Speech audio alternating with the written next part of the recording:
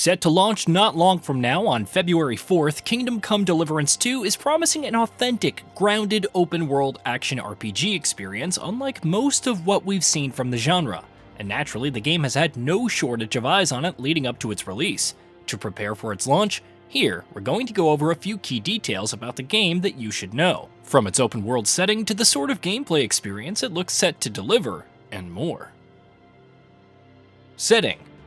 One of Kingdom Come Deliverance's biggest selling points was its historical open-world setting, and how it was completely grounded in realism. That's something that the developer is looking to repeat with Deliverance 2.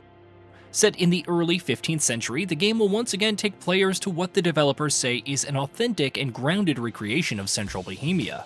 You can also expect a much larger open world this time, though we'll get to that in a bit. Story. As its name implies, Kingdom Come Deliverance 2 is a direct follow-up on its predecessor, which many were surprised by when the developer first made the announcement. That of course means former blacksmith Henry will once again feature as the protagonist, and once again you can expect him to become embroiled in a number of large-scale conflicts, on top of his own personal tale of revenge. According to the developer, the game will feature over 5 hours of cutscenes, so there's going to be plenty of story to get through. 2 maps. Sequels love to go bigger and better, and sure enough, Deliverance 2 is doing that by having not one, but 2 full-fledged open-world maps. The 2 maps will see players exploring the region known as the Bohemian Paradise and the city of Kuttenberg, though they will be entirely separate from each other. Overall, the developer says the game is supposed to be about twice as large as its predecessor. Kuttenberg. The aforementioned city of Kuttenberg is going to be a major location in Kingdom Come Deliverance 2, one of the world's biggest hubs of trade and civilization at the time. The large silver mining city will be a new kind of environment for the IP. Speaking to IGN about the city, art director Victor Hosch said, "We're trying to depict a realistic, immersive, and believable medieval world that is being reconstructed to the best of our knowledge." Naturally, to achieve that, we are not only having our in-house historian, but we are very closely working together with universities, historians, museums, reenactors, and a group of experts from different ethnicities that we are actively incorporating into development as external advisors. Length. The developer has made an effort to impress upon everyone just how massive of an experience Kingdom Come Deliverance 2 is going to be, and that certainly seems to be reflected in its runtime. According to its developer, the game is going to be about 80 to 100 hours long. Presumably, those looking to dive fully into its optional offerings will be able to even get more out of it. Reputation system. Choice and consequence mechanics are clearly going to be a big focus in Deliverance 2, and a reputation system will have a big role to play in that. Specifically, depending on your playstyle, Henry can develop different kinds of reputations for himself, which changes the way NPCs react to him. So if, for instance, you like to do a lot of thieving, NPCs will behave accordingly. Interestingly enough, the developer says that this will also impact what kinds of decisions Henry will be making in turn, both on micro and macro levels. Combat details. Kingdom Come Deliverance's first-person melee combat wasn't to everyone's taste, but Deliverance 2 is seemingly making some key improvements. On top of tighter controls, more responsive action, and mechanics that are easier to master, the developer is also promising more meaningful variety across different weapon types. That means swords and maces, for instance, will have their own fighting styles, advantages, and disadvantages, which should offer some interesting depth. Crossbows and firearms. Kingdom Come Deliverance 2's greater emphasis on variety where weapons are concerned will also extend to newly introduced ranged options. Specifically, the game features crossbows and some firearms as available weapons, with neither having been an option in the first game. Obviously, melee combat is going to be your primary means of engagement in combat situations, though you are going to have ranged options now as well, at the very least. Survival elements.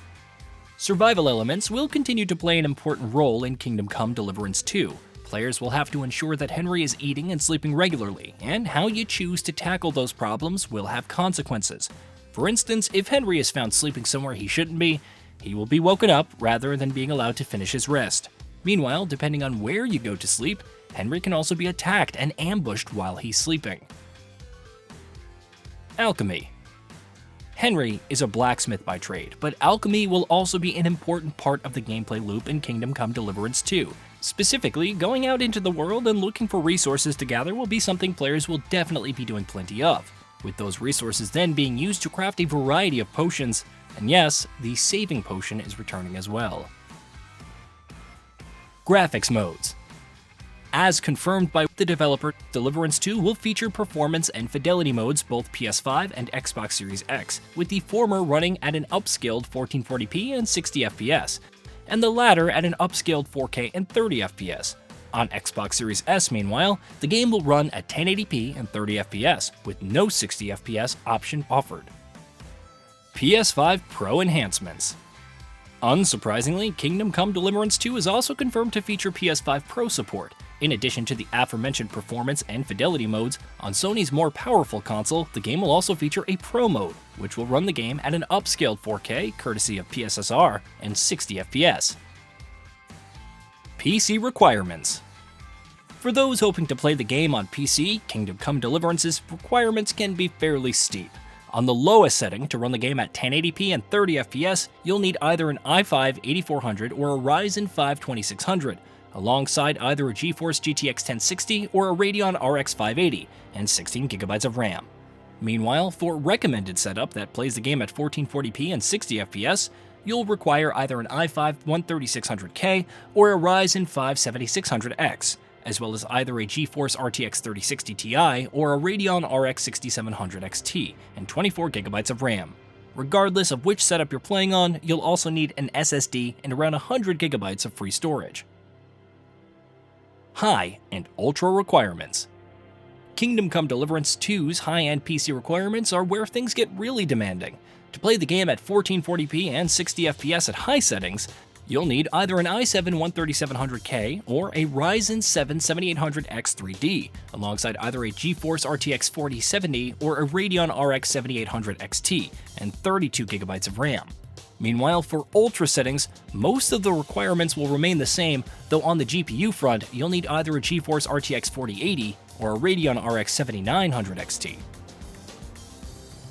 Expansions. It's clear that Kingdom Come Deliverance 2 isn't going to be lacking in content upon its release, but the developer has plans to add plenty more in the post-launch period as well.